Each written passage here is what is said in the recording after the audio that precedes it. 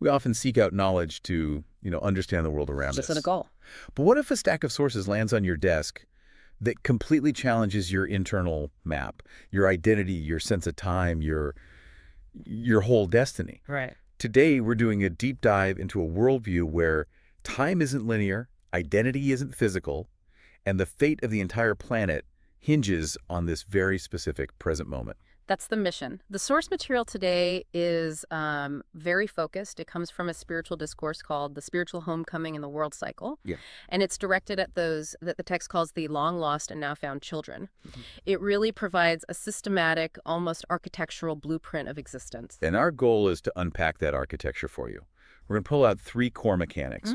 First, this unique view of time, a fixed 5,000-year world cycle.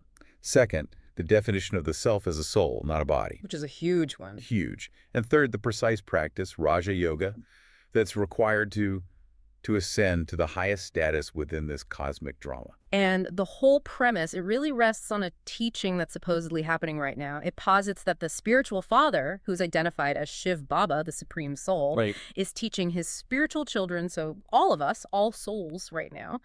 This brief period is called the most auspicious confluence age. It's like the hinge of history. Okay, so let's unpack that crucial first step, the alpha, identity. Yeah. The Father instructs the living being to start by shedding their physical names, their titles, and just internalize one truth.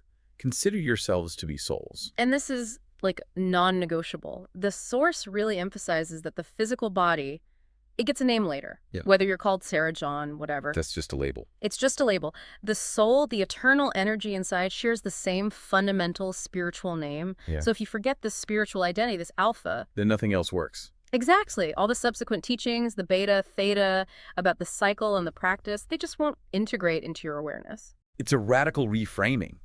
You are fundamentally an immortal point of light, just wearing a temporary costume. Right. But if we follow that logic, we immediately have to ask about the identity of the teacher himself. Because unlike Christ or Buddha or any other historical founder who, walked the earth, Who had a body. exactly, this teacher is defined as bodiless. Precisely.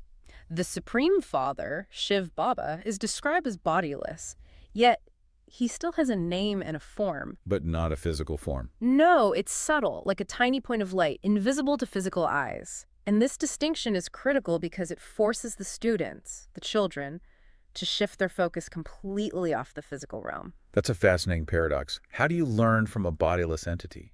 Well, the source explains that the Supreme Father uses a medium. They call it the Lucky Chariot. A lucky chariot? Yeah, it's the body of a man named Brahma.